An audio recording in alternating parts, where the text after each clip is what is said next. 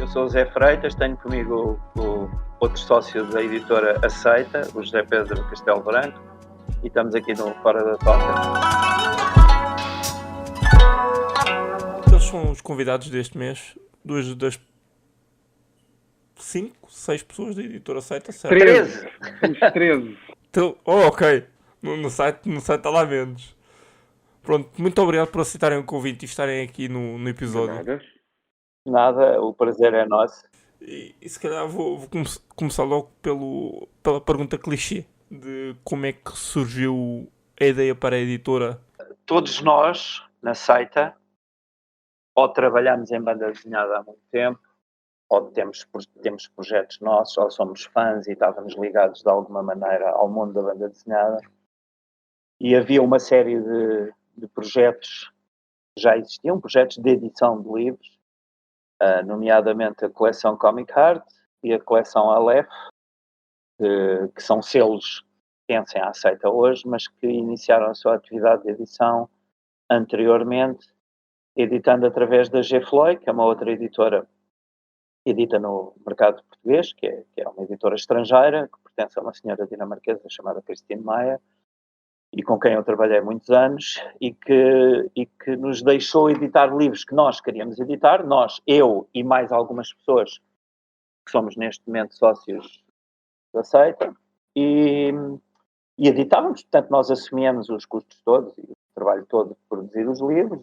A G-Floy ficava com uma comissão, os livros saíam com o selo nosso, Comic Heart ou Aleph, e com o logotipo da G-Floy.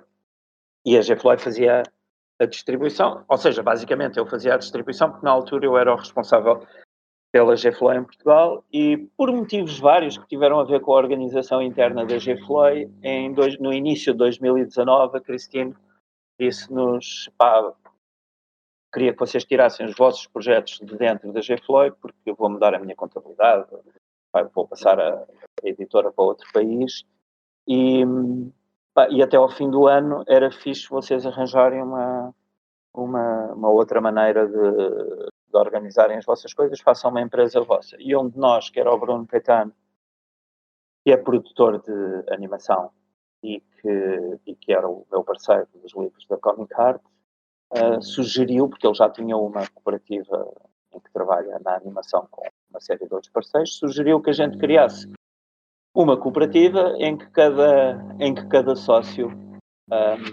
editasse os seus projetos e ainda antes da empresa se formar já se tinham juntado mais algumas pessoas, entre as quais aqui o Zé Pedro foi um dos originais que inicialmente estava interessado no selo da Aleph, foi onde ele entrou primeiro, na edição do Dylan Dog e de outros títulos de BD italiana de Fumetti, em finais de 2019, quando a empresa já estava constituída e saíram os primeiros livros.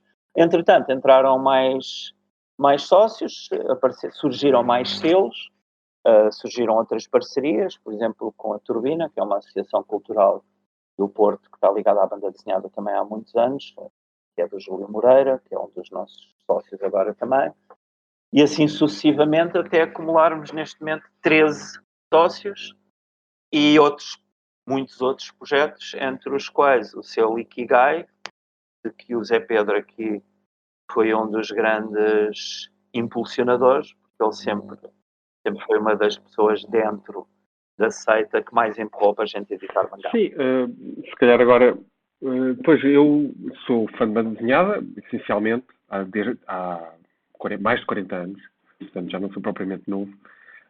Comecei pela banda desenhada americana e fui evoluindo a partir daí. Comecei a ler mangá, aliás, comecei a ver anime, provavelmente com muitos da minha geração, com a Ivy, com o Conan, o Rapaz do Futuro, do Miyazaki, etc. E depois comecei também a ter contacto com algum mangá um bocadinho por via paralela, porque a primeira vez que eu se calhar ouvi pode a memória estar-me a falhar, mas a primeira vez que eu me lembro de ouvir falar de que o Japão produzia banda desenhada, para usar este termo assim um bocadinho se calhar pesado, foi numa banda desenhada americana, o Daredevil do Demolidor em português, do Frank Miller, onde ele fazia referência de que o Lone Wolf and Cub, quanto é que agora não lembro dos dois nomes, desculpem lá, tinha sido uma enorme influência na sua arte e especificamente no trabalho que ele estava a fazer no Demolidor. E aquilo começou-me a gerar ali a gerar alertas e, de facto, no final da década de 80, uma editora, que eu já não lembro, que se calhar até foi a própria Abril, eu confesso que já não me recordo, lançou o Crying Freeman e uns volumes do Lone Wolf and Cub. Foi, efetivamente, o primeiro contacto que eu tive com mangá. Depois, a partir daí, fui consumindo esporadicamente, com o Battle Angel, o Gunm, não é o Battle Angel Alita, eu na altura conheci como Gunm, e assim por diante, ali depois o Lone Wolf and Cub, mais completo, mais tarde pela Dark Horse, etc. Portanto, quando entrei para a editora, logo no início, para a Seita, começou-me ali o bichinho a mexer, porque de facto eu gosto muito de mangá, é um tipo de linguagem bedéfila que acho muito interessante, e junto com o Zé começámos a averiguar, de uma forma completamente, não digo artesanal, mas de editores, mas à procura de sítios onde pudéssemos contactar editoras japonesas. Fomos direto à origem e conseguimos contactar logo no início, através de uma coisa muito simples, como saber o e-mail da Shogakukan, e depois, através de um contacto que nós tínhamos, que depois tornou-se um sócio nosso, o Pedro Bossa. Através dele conseguimos o contacto da Digital Catapult, onde conseguimos também mais títulos. Penso, não sei, o Zé se calhar quer acrescentar mais coisas em relação àquilo que eu acabei de dizer. A Digital Catapult é uma agência e eles representam literalmente 200 e tal editoras e autores. Nós, mesmo assim, suámos um bocadinho. No princípio, tem piada. No princípio, eu não era grande leitor de mangá, mas eu estou ligado praticamente a todas as iniciativas de edição de mangá em Portugal, porque eu fui sócio da Devir durante muitos anos. E tinha um sócio na Devir, que era o Pedro Miranda, e que era meu amigo desde muito antes de sermos sócios da Devir, e ele trabalhava na Texto Editora em 1993, 4, quando a Texto Editora lançou em formato cómic. Eu já não me lembro quais eram os títulos, mas saíram 3 ou 4 números em formato cómic, em formato revista, de uns mangás japoneses. Sim. Foi Ramonalf e Exatamente. Pronto. E esse meu amigo, que na altura seria futuro sócio na Devir, foi o responsável editorial por isso. Depois, esse projeto, por vários motivos, na Texto não funcionou muito bem, não saberia explicar porquê. Em 96, a Devir, que é uma empresa brasileira grande, instalou-se em Portugal. Nós tornámos-nos sócios da Devir. Na altura, eu vinha do mundo dos jogos Play, de jogos de tabuleiro, e Magic, e Pokémon, e não sei o quê. Uhum. E depois, mais tarde, em 99, a Devir teve a oportunidade de começar a editar Marvel. E quando eu saí da Devir em 2007, já tínhamos editado primeiros volumes, não me lembro se o primeiro e o segundo, de uma série do Kiyazami, que era o Dark Angel. Não acabámos porque Sim. o agente que nos vendia esses títulos, que era um americano que vivia em Nova Iorque, desapareceu. E, entretanto, quando eu saí de lá, a Devir tinha perdido os direitos da Marvel e da DC, tinha assinado o contrato do The Walking Dead, e estava no processo de negociar, se não me engano, o Death Note, que deve ter sido um dos primeiros mangás que a Devir editou. Mas só começou a sair mangá na Devir aí 1 ano ou 2 depois de eu sair de lá. Eu depois voltei à banda desenhada em 2011, 2012, mas só agora na Seita é que, como o Zé Pedro diz, fomos atrás. Aliás, um dos primeiros...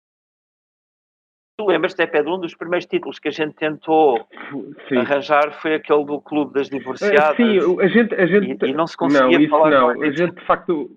Tentámos muita coisa. Sim, nós começámos...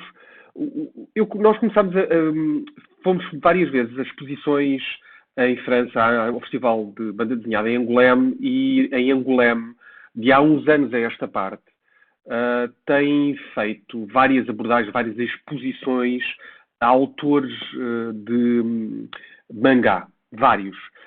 O Kamimura, como o Zé acabou de referir, que é um autor que é completamente inédito em Portugal. Para quem não conhece, ele fez com o mesmo escritor do Lone Wolf and Cub, fez uma coisa chamada Lady Snowblood.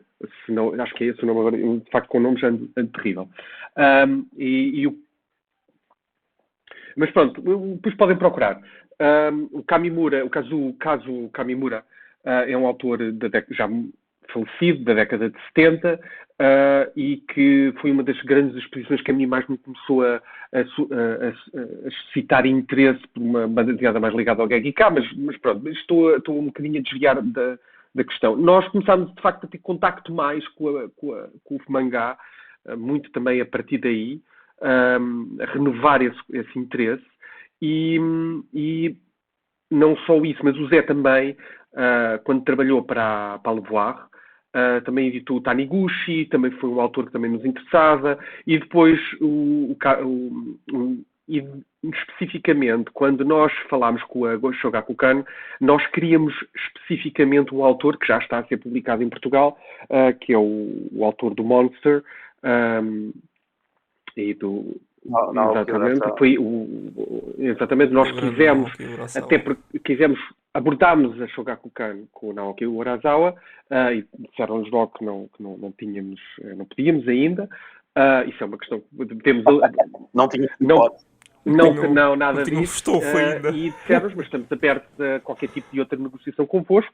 E começámos, de facto, a Shogakukan foi a primeira editora com quem começámos a falar de forma mais relevante, e com reuniões, inclusive, com os editores no Japão, diretamente no Japão, com intermediários aqui na Europa, e onde começámos lentamente, então, a negociar o processo de edição de mangá da Shogakukan, mas depois também falámos com a Digital Counterpart. Não sei o que quiser acrescentar em relação a isto, se tem alguma coisa. Não, eu diria que chegou a ser cómico. Tu lembras, nós começámos por dar uma lista de 2 ou 3 coisas que estávamos a editar, e eles, não, isso são títulos demasiado high profile, e não dá, e vocês teriam que dar provas, e não sei o quê. E depois a gente deu uma segunda lista, também não, e só quando começámos a chegar, tipo, ao terceiro tier, digamos, dos autores que ninguém conhece, é que eles mais ou menos abriram a possibilidade da gente. O processo negocial com os japoneses da Shogakukan, da experiência que nós temos com a Shogakukan, é muito específico. Tem a ver, quem conhece um pouco da cultura japonesa percebe que tem a ver com um processo de conquista tem que cravar o vosso. É mais do que isso. É mais do que só nome. É mais do que só nome. Temos que ter confiança. Temos que demonstrar que conseguimos editar. Sim, imagino que as editoras portuguesas em Portugal não tenham tanta confiança devido a outros fatores externos, como Dragon Ball ter sido cancelado. Isso é um ponto muito importante. Zé, queres elaborar sobre isso? E acho que eles ficam não um bocadinho de pé atrás. De certeza. As diferenças entre negociar com uma editora de cómics ou com uma editora japonesa, eu tenho muita experiência de editar de negociar com editoras de cómics, filo em 3 editoras diferentes, e em termos da proposta final, quando a gente chega às considerações finais, a gente faz uma proposta, pagamos X de adiantamento, pagamos tanto royalty, blá blá blá, negociamos isto ou aquilo, é igual, não é? O que acontece é que os japoneses não estão interessados em receber esse dinheiro inicialmente. Eles estão interessados em que tu mostres que consegues editar bem, fisicamente, no sentido de bem, mas também bem no sentido de não desistires de uma série a meio. E por isso é que nós, inicialmente, até por uma questão simples de que editar uma série de mangá grande com alguma regularidade, com um volume a cada 2 ou 3 meses, é um peso financeiro muito grande. Porque hoje em dia, no mercado editorial em Portugal, tu pões os livros em distribuição e vais levar meses a começar a receber dinheiro, não é? E, entretanto, já tiveste que lançar o segundo e o terceiro, e tiveste que comprar ao editor estrangeiro o quarto, o quinto e o sexto. E, portanto, estás sempre com uma data de dinheiro à frente a investir para fazeres os livros. Pronto. E isso, obviamente, para os japoneses, nós mandámos um caixote cheio de livros nossos e para eles, claro que, obviamente, nunca se pôs a questão de saber lá na Shogakukan. Aliás, os japoneses com quem nós tivemos uma reunião longa e bastante interessante, alguns deles até conheciam títulos que nós editávamos cá, como o Dylan Dog. E, portanto, para eles nunca houve problema na cabeça deles que a gente ia conseguir imprimir bem os livros e fazer livros correios sem problema. Para eles a questão, aliás, pegando no Dylan Dog, eles usaram isso como exemplo, que eles diziam assim, ok, Dylan Dog é uma série, mas cada história é autocontida, com raras exceções, e, portanto, vocês a qualquer altura se pararem, ninguém fica pendurado. As pessoas podem ficar tristes que a série tenha parado, não é? Mas ninguém fica prejudicado. Um mangá não é a mesma coisa. Por isso é que nós, inicialmente, começamos com pequenos passos, não é? Portanto, só séries de 2 volumes, e depois abrimos para séries de 5, e agora estamos nas séries de 10, e vamos ser honestos, nós neste momento, provavelmente, durante o próximo ano, pelo menos, não nos vão ver iniciar nenhuma outra série de mais do que 6, 7, 8 volumes, porque primeiro temos que dar um bocado de vazão a estas 3 que estamos a fazer agora, não é?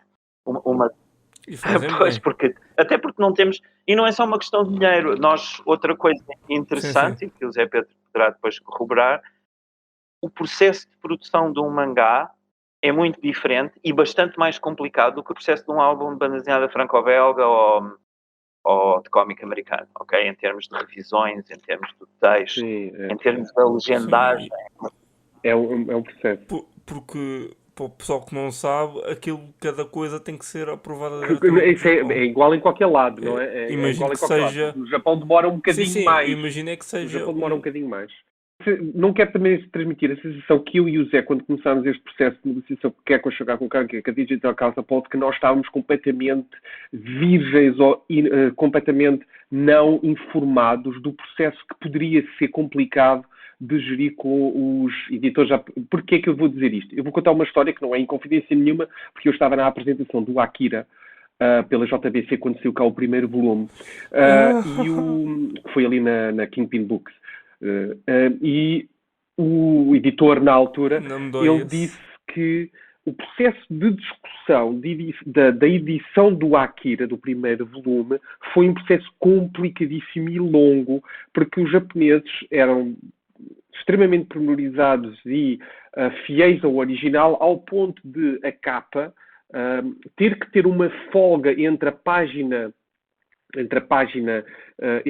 cobertura, a parte que cobria o livro todo, e uma segunda página mais de interior, e tinha que ter ali uma folgazinha específica. Ou seja, e quando eu ouvi aquilo, e depois fui sabendo, através de outras conversas com outros nossos futuros sócios, o tal Pedro Boça, que de facto as coisas não iam ser a facilidade com que nós estávamos habituados a lidar com quer europeus, quer mais o Zé, com europeus e com norte-americanos.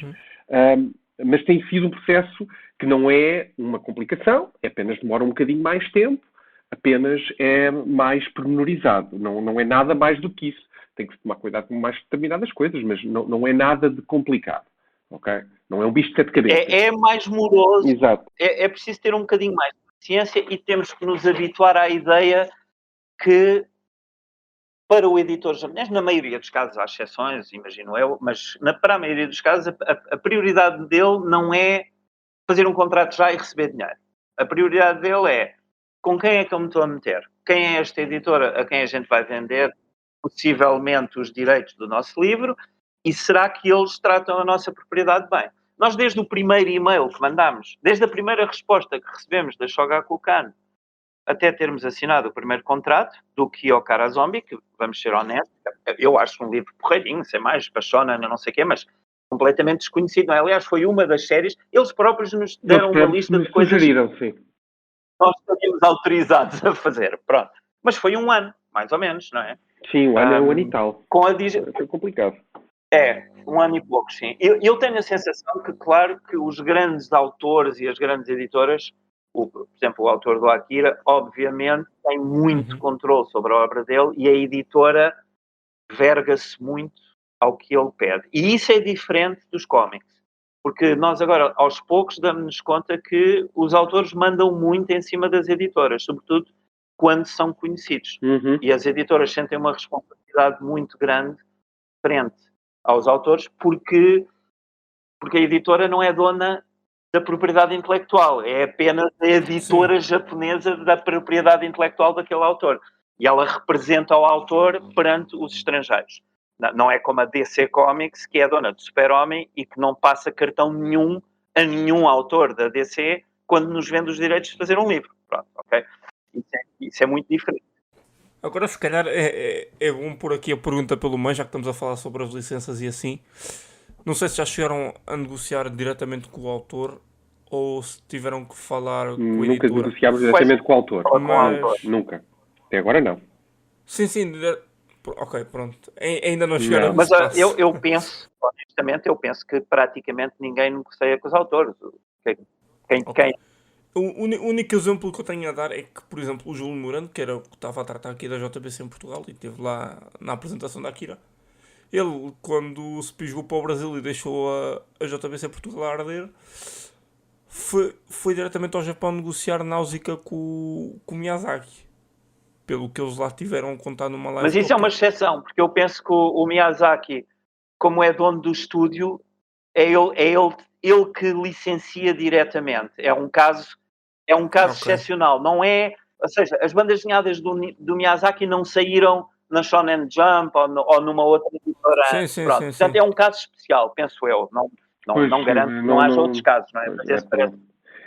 Sei que, por exemplo, mesmo aquele que nós gostávamos muito, o caso do Kamimura, tem sempre uma agência pelo intermédio, não mesmo autores, neste caso, obviamente que ele não poderia se representar a si próprio porque ele está falecido, mas podia ser a mulher dele, que é a herdeira do legado do senhor, mas nem isso, são agências, não é? Pela nossa experiência é isso, nunca trabalhámos diretamente com nenhum autor. Ok, então eu vou fazer a pergunta desta maneira.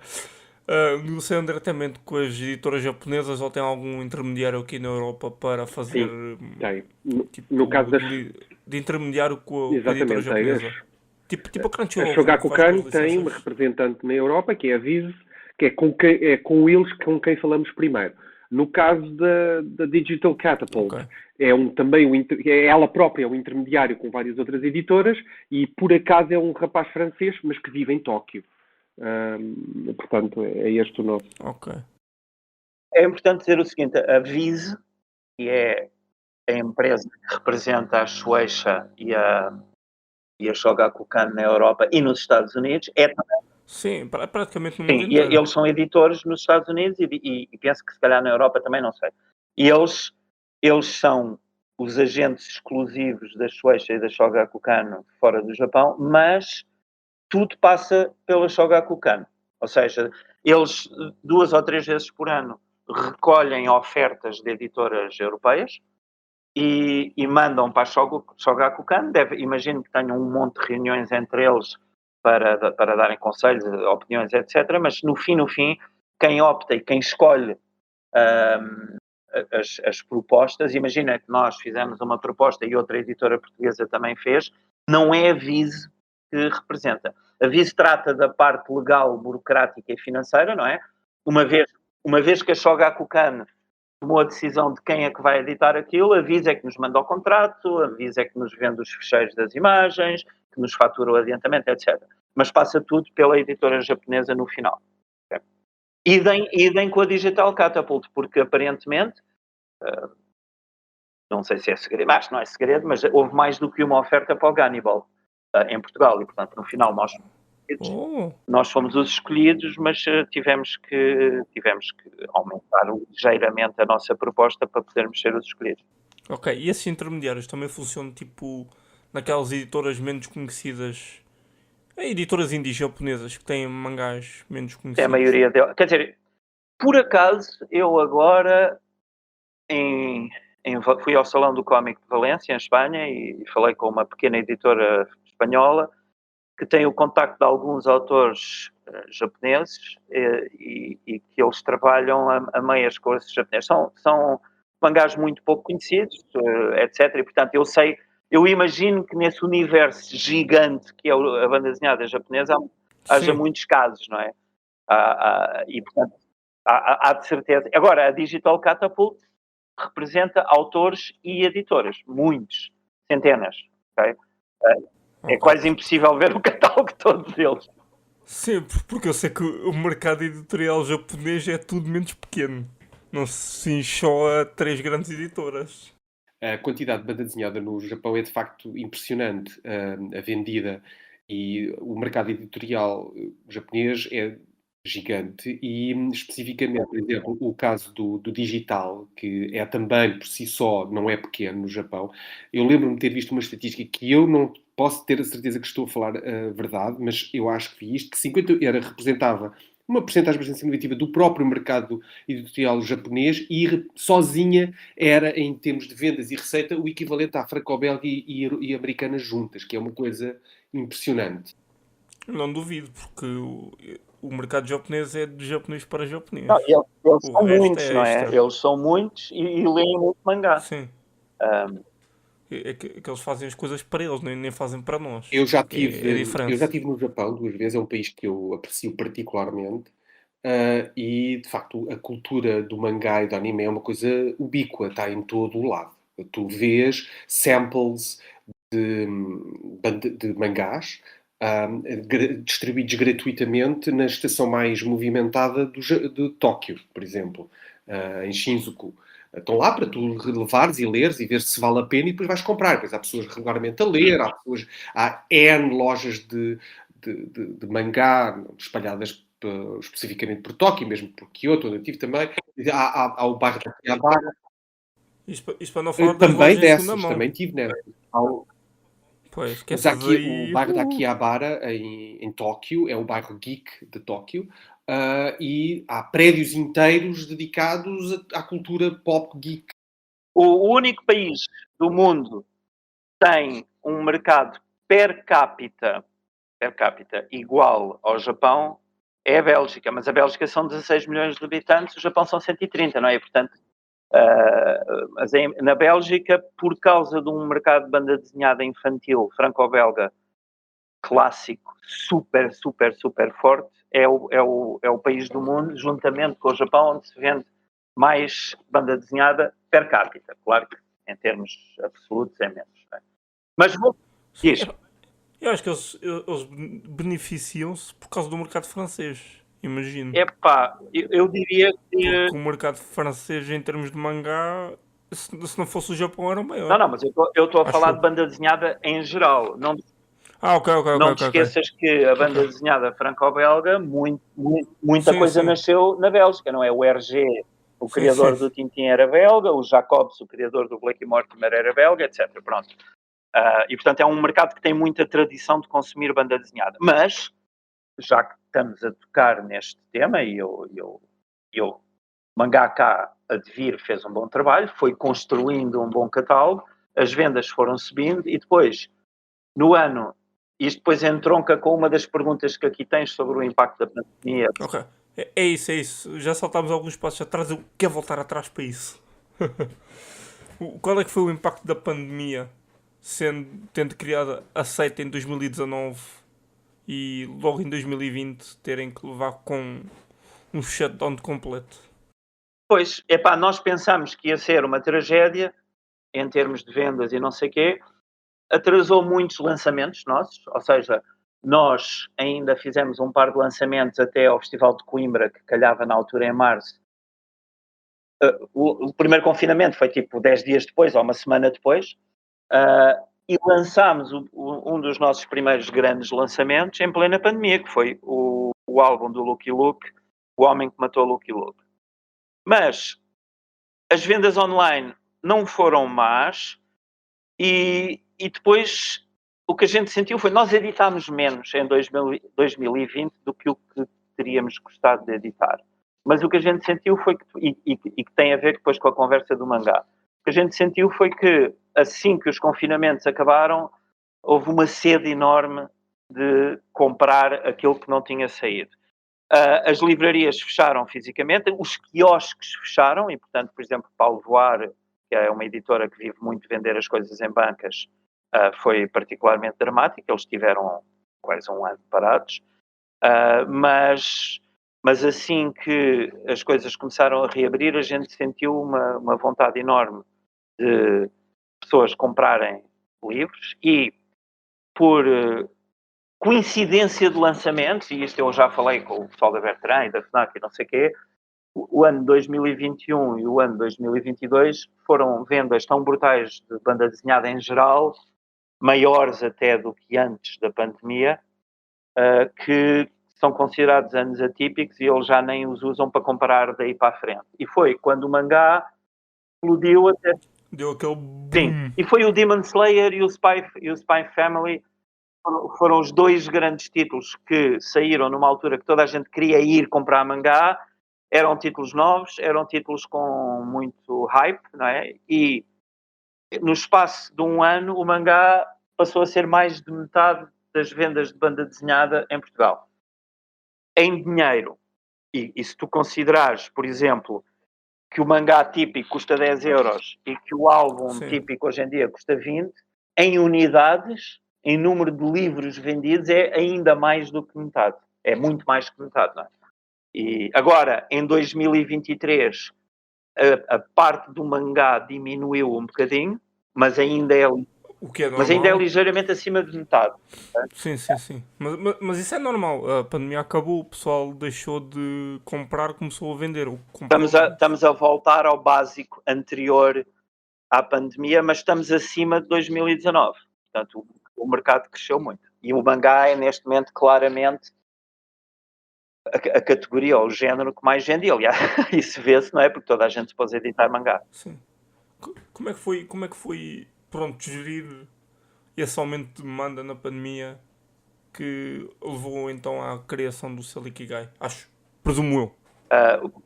Que eu acho que tenha sido esse um dos motivos. Não propriamente, ou seja, nós durante os confinamentos estávamos em casa, não é?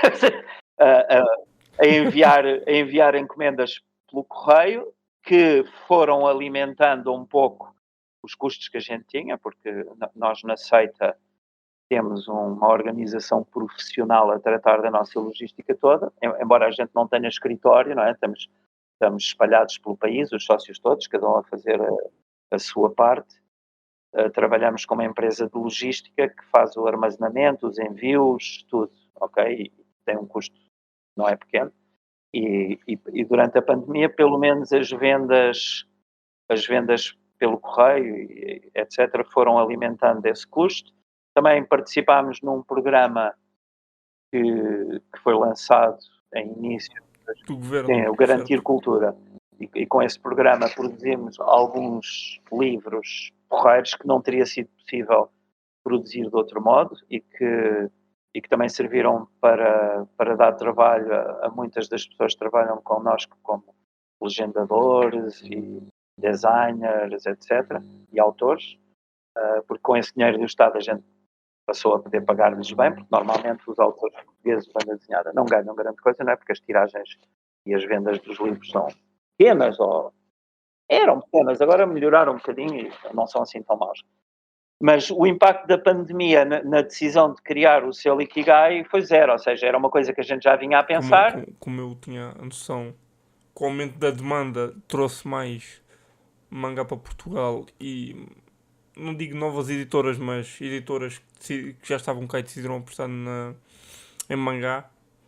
Pensava eu que seria Não, nós começámos a discutir a edição de mangá meramente como fãs e sem ligar muito ainda, porque nós na altura em que começámos a negociar, e eu, Zé, corrijo-me se eu estou a dizer mal, eu tenho a ideia que só a Devir é que praticamente editava-se, eventualmente a Sendai, e portanto nós começámos a editar baseado no nosso gosto pessoal de que gostaríamos de editar mangá, que não queríamos ficar circunscritos aos Fumetti, ao franco-belga, queríamos tentar outros tipos de banda desenhada, pura e simplesmente como fãs, ok? Depois, o processo negocial demorou tanto tempo que começámos a entrar depois, de facto, no mangá começar a explodir, mas a nossa intenção começou antes dessa percepção, ok? A nossa ideia é, a gente edita um livro de mangá não porque é mangá, mas porque é uma história que a gente gosta, não é?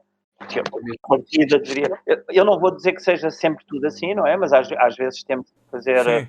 negociações. No caso da Shogakukan, o que a gente gostava de estar a editar eram outras coisas, não é? Mas vamos editar mais coisas deles e com o tempo, um dia, talvez cheguemos aos títulos mais interessantes que a gente está mais interessados em editar. Mas à partida nós começámos a pensar mangá como temos pensado noutras coleções, como por exemplo a Nona Literatura, que é uma coleção de adaptações literárias e que funciona muito bem para nós. Pronto, e quiser. Agora, no meio disto tudo, o mangá explodiu em Portugal. Já era um género relativamente forte, porque a Devir mesmo assim já tinha chegado a um nível de vendas muito, muito razoável. É preciso não esquecer que eu conheço toda a gente na Devir, eu almoço com eles 3 vezes por ano e estou às vezes horas ao telefone com a Ana Lopes e, portanto, tenho uma noção. Fui eu que contratei a Ana Lopes para Devir, não é? Há muitos anos atrás. Mas eu tenho uma noção muito bem do que é que eles fazem e eles têm uma noção muito boa do que é que nós fazemos e temos um ótimo relacionamento. Portanto, eu já sabia que o mangá na Devir vendia bem. Eles próprios ficaram surpreendidos com a explosão do mangá em 21-22. Aliás, houve problemas graves, porque por causa da pandemia e logo a seguir por causa da guerra, tem havido problemas complicados de abastecimento de papel. Imagino que tenha aumentado os preços bastante. Mas não foi só os preços aumentarem. Houve alturas em que não havia papel em lado nenhum, não dava para comprar sequer qualquer coisa. E por isso é que eles tiveram grandes problemas na gestão das reimpressões, dos títulos estarem esgotados, porque simplesmente não encontravam papel. Pronto. É complicado. Pois, eu nas redes sociais era só a reclamar que queria X volume, não havia reimpressão. Não havia. E às vezes a coisa é muito complicada, porque imagina, tu podes arranjar um papel muito parecido, algum fornecedor tem, mas vais estar a lançar o volume 2 que tens esgotado com papel diferente do volume 1 e do... Pois. Sabes, é muito complicado. E eles têm um problema muito maior que nós, que eu espero que a gente venha a ter um dia, porque é um bom problema para ter, não é? É que eles têm um catálogo já de 2 centenas ou 3 centenas de mangás, têm sempre um monte de cenas esgotadas, é uma complicação, tem que estar sempre a reimprimir, mas é porque vendem muito, portanto é um bom problema. Depois da criação do selo Ikigai, como é que foi... Eu sei que as primeiras escolhas já estavam definidas, como é que se deu essas escolhas e como é que foi gerir a chegada de um público novo a que não estavam habituados? Que aquela imagem do Preço da Desonra foi ali um surto de mais mangá em Portugal. Oh. E assim, eu não sei se o Zé Pedro tem a mesma noção que eu, mas os primeiros que a gente lançou em finais de 22, os primeiros Butterfly Beast e Kyokara Zombie, foram bem acolhidos. Nós escolhemos o Butterfly Beast porque para já foi-nos recomendado e boa recomendação. E é muito bem desenhado. Okay, honestamente.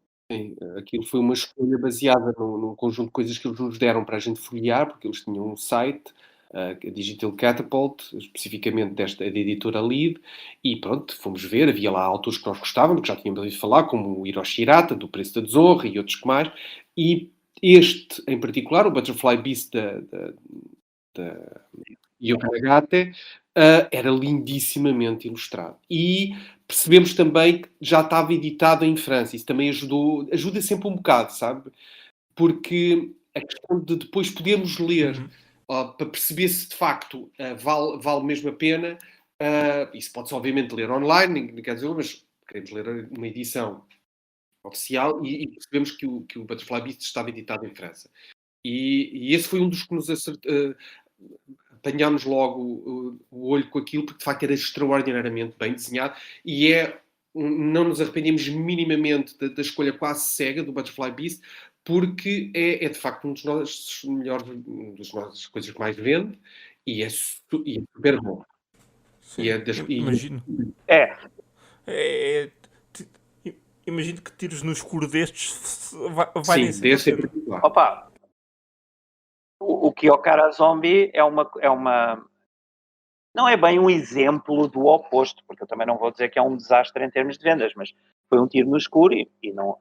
Digamos que, pronto, é um shonen que vai vendendo. O Butterfly... Mas a sensação que eu tenho também foi que esses mangás que a gente lançou em finais de 22, inícios de 23, correram bem, mas também não foram assim nenhuma pedra no charco do mercado de mangá em Portugal. Pronto, foi fixe, a gente percebeu que havia... Deu para testar as águas. E havia leitores de mangá. Esta é uma teoria que eu tenho, não é? Eu acho que o Zé Pedro concorda comigo.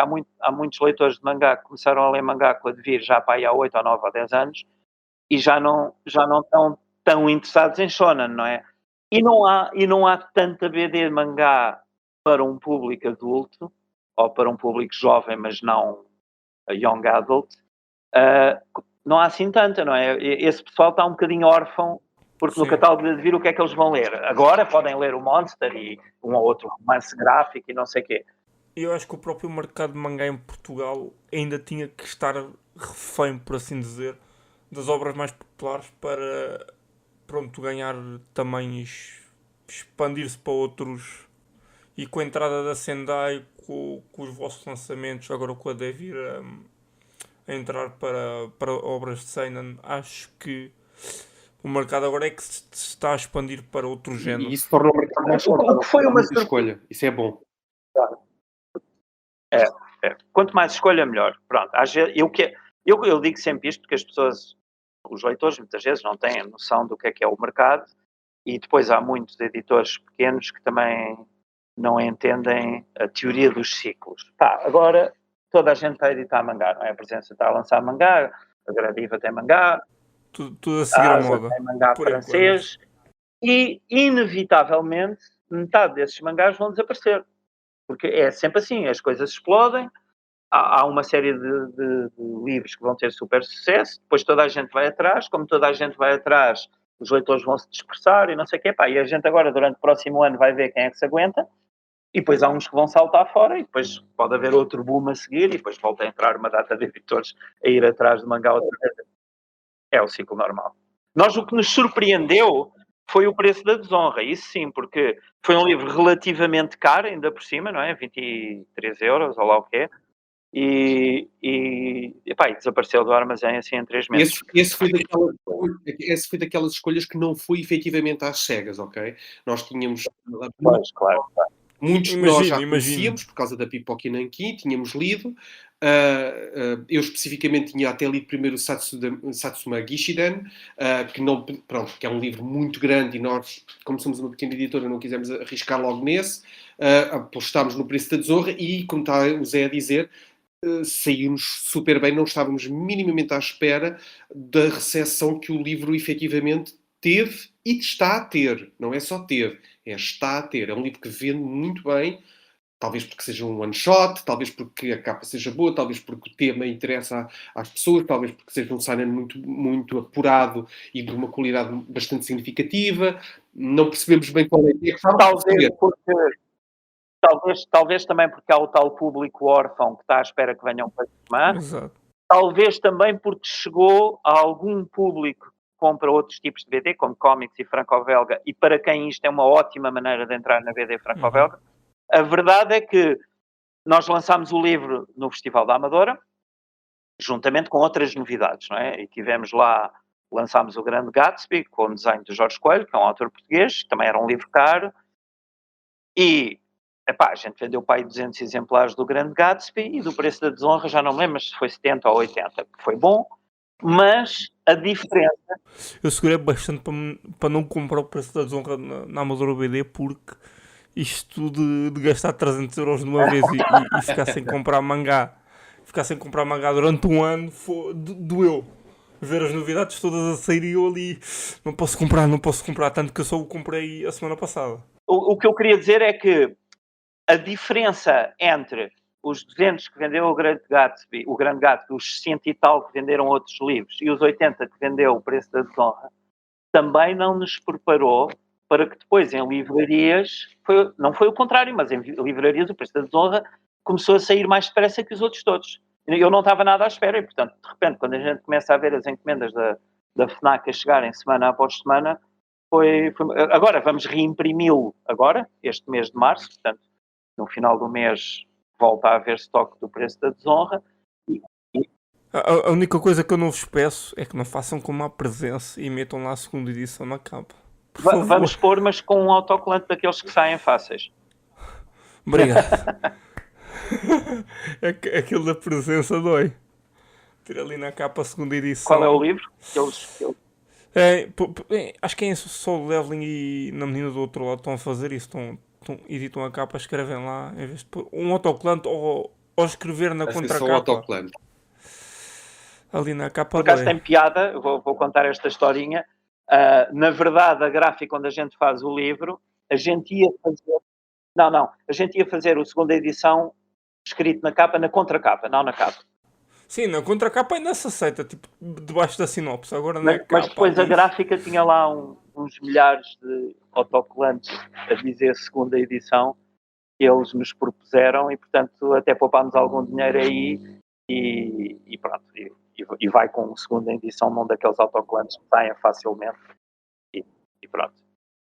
Mas sim, esse livro foi uma boa surpresa e, portanto, uma das coisas que a gente pode aqui adiantar é que certamente verão mais um volume do Hiroshi Hirata este ano. Ainda estamos a discutir internamente. Será o novo preço da desonra? Ainda não decidimos. Pode ser esse. Isto sou eu a tentar sacar informação. Mas ainda não decidimos. Pode ser esse, pode ser um de dois outros.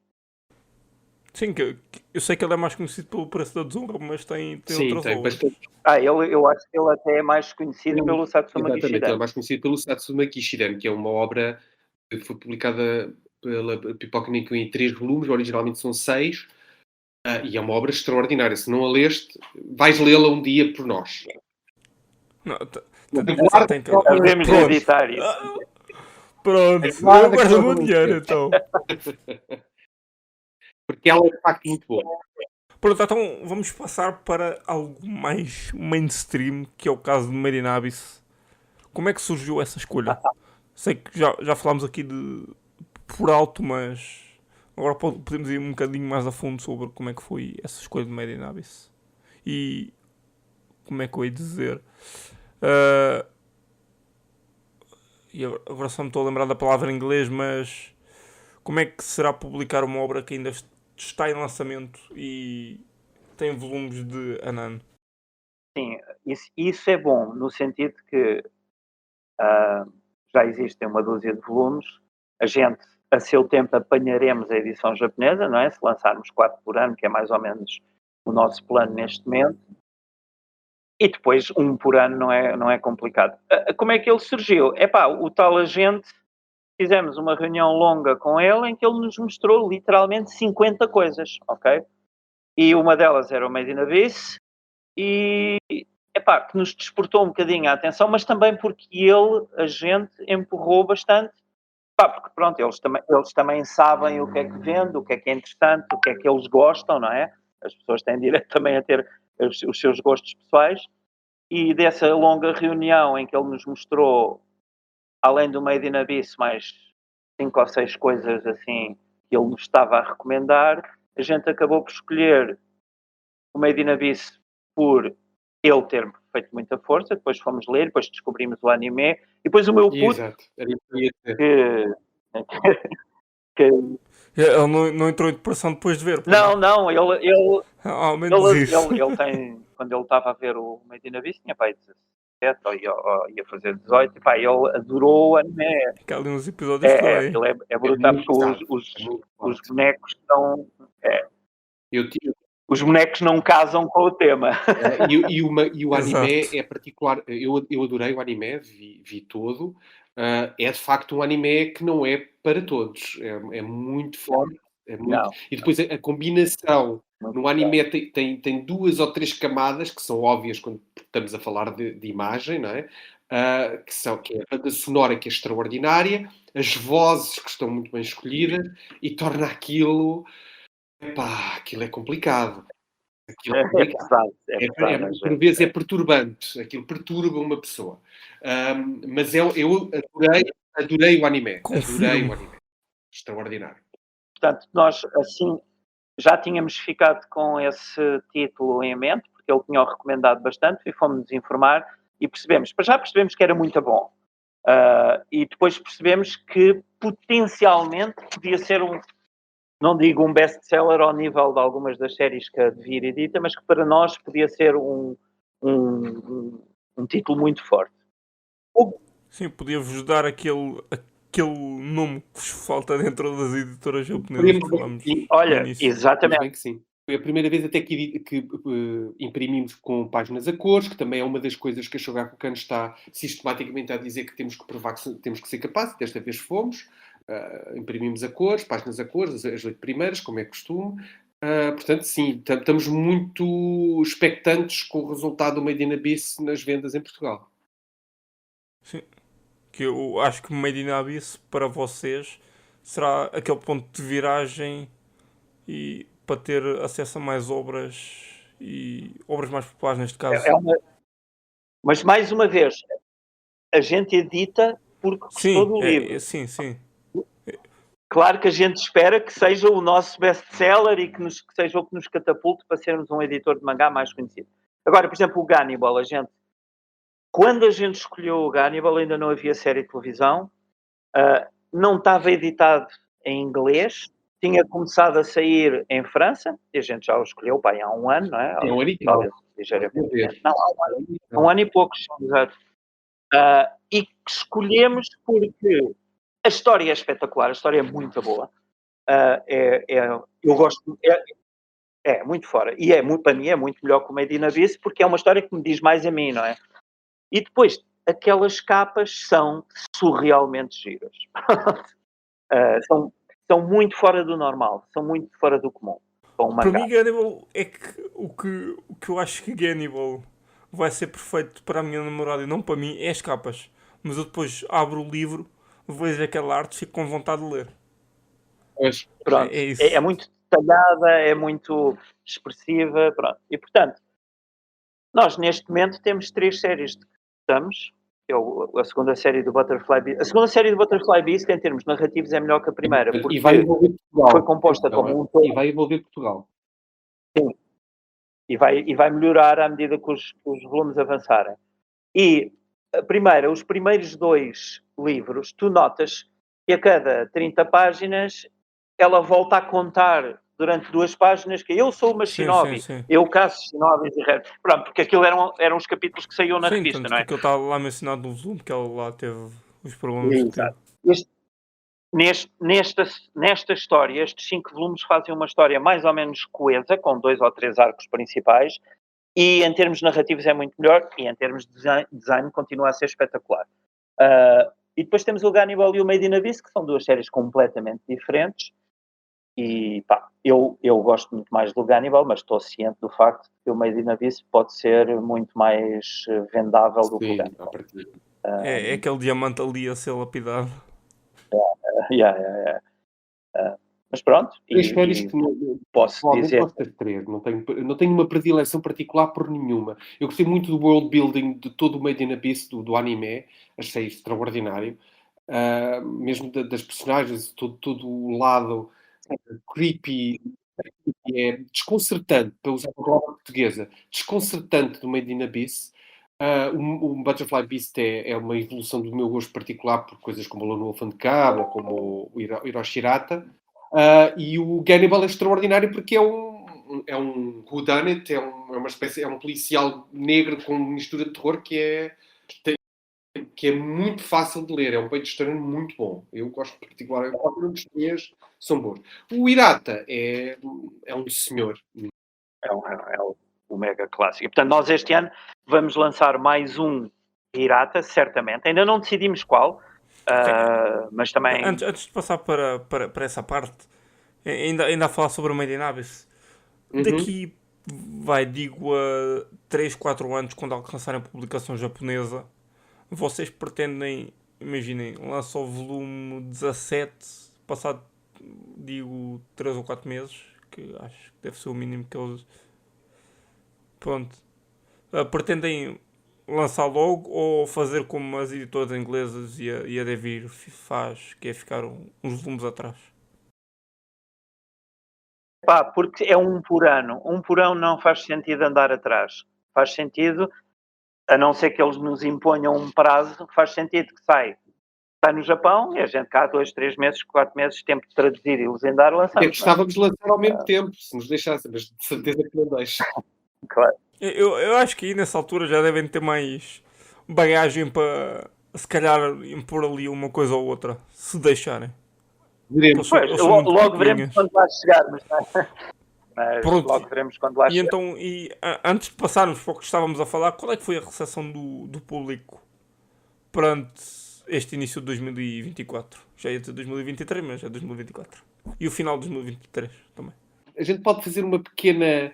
O Made in Abyss correu Retrospectiva. muito bem, porque especificamente fizemos pré-vendas e correram muito bem. Era um livro... comparando a pré-venda do Gannibal junto com o Butterfly Beast, logo com o Made in Abyss, as coisas foram logo um impacto muito grande para nós. Porque, de facto, a recepção foi outra. Mesmo o impacto online, o impacto estávamos sempre a receber perguntas, especificamente no caso do Made in Abyss, quando é que vai sair, quando é que vai sair, quando é que vai sair. Já nos perguntaram também do Gannibal, também já nos perguntaram do Butterfly Beast, mas não se compara. O Made in Abyss é, de facto, uma enorme procura, uma enorme curiosidade e vontade de ter nas mãos imediatamente um livro. Mas está-nos a correr bem o lançamento destes 3 livros agora no início do ano. Há uma coisa que a gente tem que explicar, que é o método de compra do nosso principal cliente, que é a FNAC, mudou. Ou seja, quando nós lançámos os primeiros mangás, eles estavam a comprar os livros à cabeça e, portanto, compravam uma data deles de uma vez e depois podiam estar 2 meses sem nos pedir nada ou 3 meses sem nos pedir nada e depois aos poucos irem recomeçando a pedir. Mas eles durante o ano passado passaram para um sistema de consignação e nós entregamos uma data de livros e recebemos pedidos todas as semanas para repor o que eles venderam. Portanto, aquilo que a gente antigamente lhes vendia de uma vez, agora vamos vender ao longo de X meses. Okay. Antigamente, eles estavam X meses sem nos comprar nada e a verdade é que ainda é ligeiramente cedo para dizer que estão a vender melhor ou pior. Eu diria que estão a vender melhor, ok? Mas ainda é um bocadinho cedo para dizer. A outra coisa que eu iria dizer, bom, o Butterfly Beast parece estar a vender um bocadinho mais rápido que o Gannibal, por enquanto, provavelmente porque já tem a base, praticamente. Já tem uma bagagem de leitores anteriores que já comprou a primeira história. E a pré-venda do Made in Abyss foi o dobro da outra, mas também convém dizer que não é fácil de comprar diretamente, porque na outra pré-venda nós estávamos a impor às pessoas que comprassem 2 livros ao mesmo tempo. Era mais dinheiro, não é? Era 16 euros em vez de 9, e portanto, se calhar havia pessoas que diziam, sim, está bem, mas eu quero o Butterfly Beast, não estou para estar a impingir outra série, e portanto não é exatamente comparável. Mas sim, o Made in Abyss, em termos de comunicação, em termos de mensagens no Facebook, no Instagram, e-mails, etc., foi muito maior que as outras 2 séries. Ok, não vos queria ter mais tempo, mas agora lembro-me assim de uma pergunta à última da hora. Sendo vocês uma editora pequena, como é que é definir os preços dos livros? Isso é igual para todas as editoras. É que eu sei que, por exemplo, a Sendai define cada preço, digamos, individualmente, dependendo da obra que é. A Devir tem o seu preço fixo, que não sei como é que não aumentou. Porque eles... Eu sei, mas a capacidade financeira que os outros não têm. Claro. Tu não te esqueças que, ok, isto que eu vou dizer não é segredo nenhum. A minha FNAC disse-me, nós, na FNAC, 54% ou 55% do que vendemos de mangá, do que vendemos de BD em 2023 foi mangá. Agora, a minha pergunta para ti é, desses 54%, quanto é que é de vir? Que mais é que há de mangá? Pois. A mim dizem-me, nada vende como o Demon Slayer. Não. As séries de mangá não japonesas têm vendas microscópicas comparadas com as outras. E, portanto, desse mais de metade da banda desenhada que se vende na FNAC, eu diria que mais de 90% é de vir. Eu acho que a diferença de vendas do mangá para os outros tipos de banda desenhada é terem o público casual a ver o anime e a interessar-se pela obra original, e é mesmo ter o anime que, por exemplo, obras europeias e americanas raramente têm alguma adaptação para a televisão. Isso é muito importante, mas os cómics é diferente. Mas o que eu diria é assim, tu tens na verdade uma editora no mercado que, tirando o ano em que sai um Asterix novo, que é isso é muito também, mas tirando isso, tens uma editora no mercado que é metade das vendas de toda a banda desenhada no mercado. E, portanto, obviamente que para eles têm uma capacidade de manter o preço do mangá nos 10 euros. Mas olha, para responder à tua pergunta, nós assumimos, por enquanto, não sabemos se o poderemos fazer para sempre, que vamos tentar ter os mangás ao preço dos mangás. E quem é que define o preço dos mangás? É a Devir. Pois. Portanto, vamos tentar ter os mangás a 10 euros. Nós vamos ter este ano um lançamento, que são 2 volumes de mangá, que vamos ter que os meter a 12 ou a 13. Isso está garantido. Se forem bons, por mais 2 euros ninguém morre. Pronto, eu acho que vão ser super surpreendentes. Ninguém vai estar à espera. É uma coisa esquisita, mas vai ser interessante. A gente deve anunciar isso nos próximos 2 meses. Ainda não assinei o contrato e não pagámos o adiantamento, por isso é que não me vou adiantar mais. Também não consegui fazer o meu trabalho de investigação. Foi.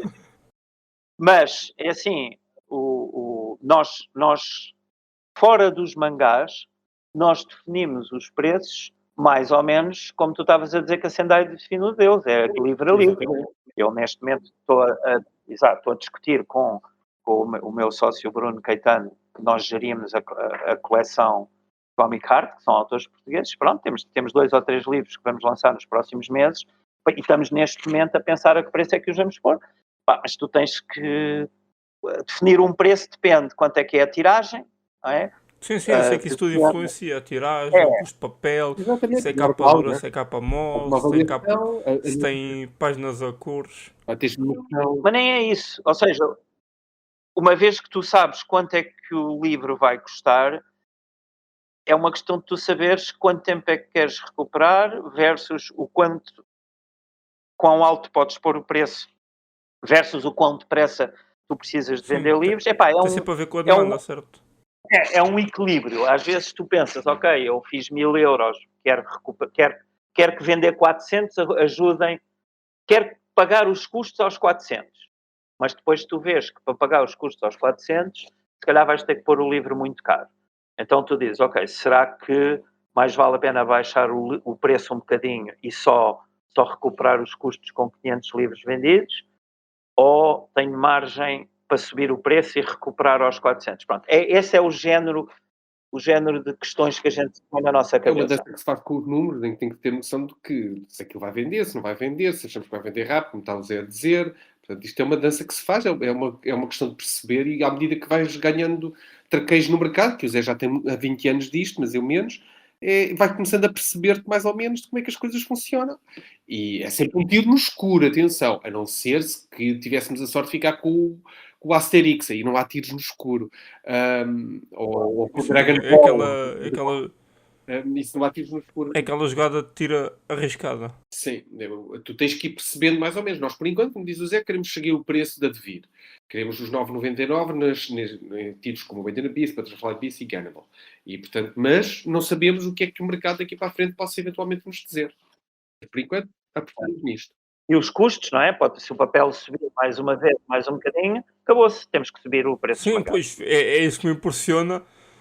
Estar ali naquele preço 9,99. Imagina que os custos nos impulsionam de tal maneira que nós só recuperamos o mangá com 800 ou 900... não dá. A 9,99. Estas coisas são coisas normais. Não é ciência nenhuma. É matemática. As pessoas não se dão conta que, tirando os grandes best-sellers, e aí a Devir tem a sorte de ter vários, não é? E mesmo assim a vida deles deve ser complicada, porque o volume 20 vende sempre menos que o volume 1 ou 2, não é? Sim, vai sempre perdendo pessoas ao longo do caminho. Exatamente. E fora as questões complicadas de reimprimir livros, porque tu, quando reimprimes um livro, não é uma novidade. Sim, portanto, vai vender mais. Ainda tem que haver com a licença, se não me engano. E nem é isso, imagina, tu tens o volume 5 esgotado, já vendeste uma data deles, vais agora reimprimir 1000, esses 1000 vão levar muito mais tempo a vender do que os anteriores 1000, não é? E, portanto, cada vez que reimprimes é dinheiro que está parado, está no armazém. E é uma conta que tem. Mas o que eu estava a dizer é, tirando esses best-sellers, as pessoas não se dão conta que, de uma maneira geral, fora no franco-belga, por exemplo, fora o Asterix e o Blake e Mortimer e o Lucky Luke, e no mangá, fora aqueles 7 ou 8 títulos mega que a Devir tem, as vendas de cada livro de banda desenhada são baixas. Estamos a falar de 1000, 1500, 2000 se a coisa corre bem. Portanto, não são vendas gigantes. O mercado português é toda uma conversa de outro podcast. O mercado português da banda desenhada. Uma conversa gigante de um outro, de mais uma, duas, três estou aqui horas. para ouvir. E eu que estou há pouco tempo como editor, já me começo a perceber de uma ou duas coisas que são, de facto, condicionam muito o nosso mercado. Eu sou dono do podcast, mas eu, por mim, estava para aqui a ouvir 2 ou 3 horas sem falar. Só vos deixava falar, mais nada. Do quão bom esta conversa está a ser. Mas pronto, é assim, nós estamos muito contentes de estar a editar mangá. Estamos um bocadinho de dedos cruzados para que a coisa corra bem, não é? A gente acredita que todas estas séries que nós estamos a editar agora têm potencial para vender bem, e acreditamos que o Made in Abyss, com um trabalho de divulgação e etc., tem pernas para andar com um dos nossos best-sellers de mangá.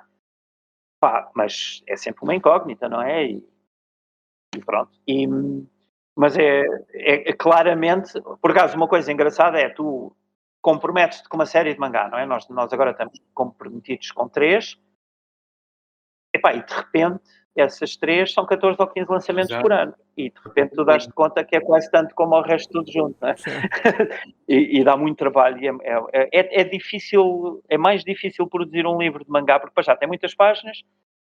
A legendagem é muito chata porque os balões são verticais, e um dos meus trabalhos principais de revisão e tira tempo é tentar reescrever às vezes o que o tradutor meteu, de maneira a que, em vez de teres uma palavra cortada 4 vezes, sabes? Sim.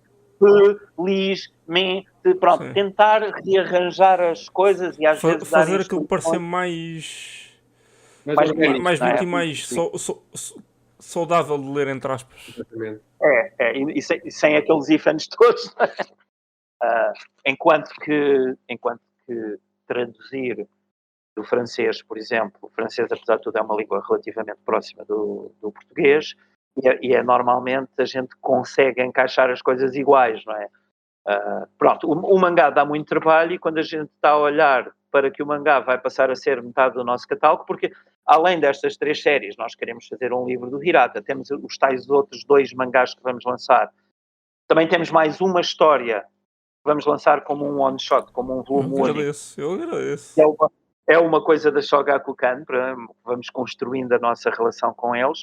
Portanto, este ano, além destas 3 séries, vamos ter pelo menos mais 2 livros e uma série de 2. Pá, e são 20 livros, de repente, praticamente, Sim. e que vão dar o dobro do trabalho dos 15. Tens de ter noção que os 13 sócios não vivem disto, a maior parte deles, não é? Não tem... E, portanto, eu nem cheguei a fazer essa pergunta, que é... Nenhum de nós vive disso. Sim, eu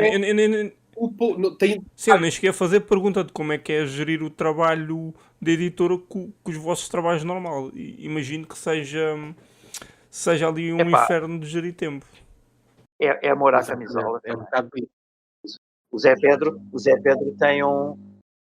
Zé Pedro tinha um blog que ele atualizava às vezes 2 e 3 vezes por semana, um blog de música e de cinema e de banda desenhada, que ele deixou pura e simplesmente de ter tempo de atualizar por causa disso, não é? Porque ele dedica muito tempo também à editora. O Zé Pedro é quem neste momento leva em parte o mangá, em termos de controle do ciclo de produção, e também leva muito do apoio financeiro e das contas, da gente saber a quantas andanças. E eu agradeço por isso. Há sócios que não investem tanto tempo, que não podem. Mas é assim, é amor, como diz o Zé, um bocado amor à camisola, assim. É um bocado isso.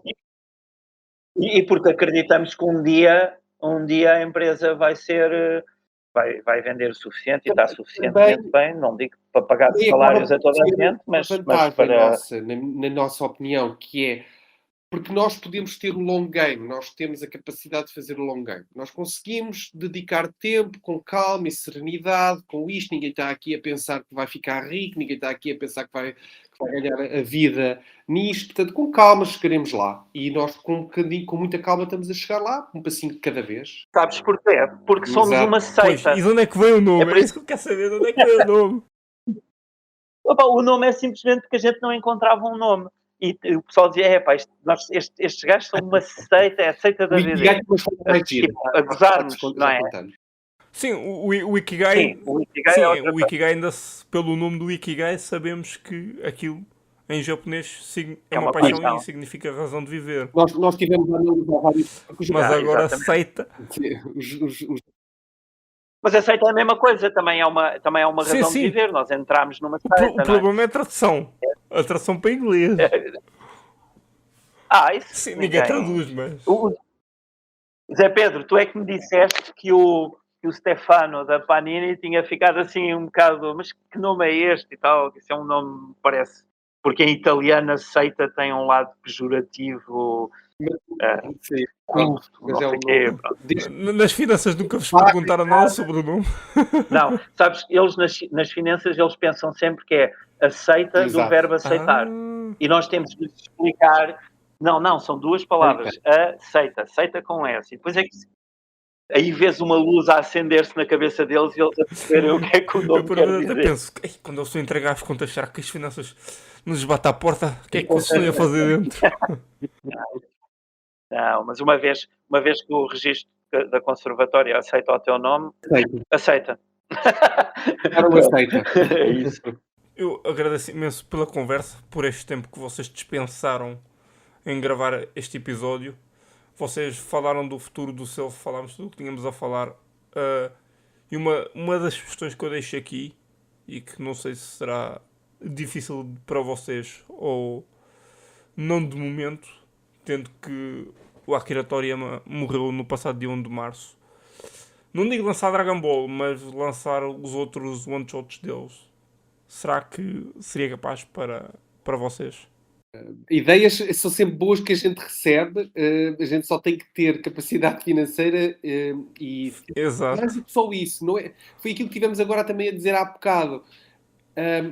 Sim. A logística da coisa para nós é um processo e nós temos que aqui mandar muitas bolas ao ar da vida pessoal, da vida profissional e da editora, mas nós estamos sempre à procura de ideias que nos possam dar para séries.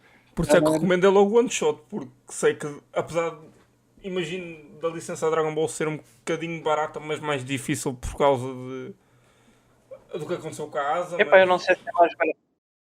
Também eu acho que a gente também tem que estar claros na nossa cabeça na seita, e nós todos estamos claros, que é, na verdade, a gente só vai poder começar a balançar-se a licenças maiores, mais fortes, no fim do ano que vem, quando as pessoas olharem para nós e disseram eles já estão quase a chegar ao fim do Gannibal ou do não sei quê, e já fizeram isto, e portanto a gente já sabe que é uma editora que podemos contar com eles para continuar a editar. Nós concluirmos uma série, no final deste ano devemos concluir uma série, que é o Butterfly Beast. E isso vai ser um marco importantíssimo para nós, que é demonstrar que fazemos uma série até ao final, que é isso que o Zé está a dizer. Isso é muito importante para ele.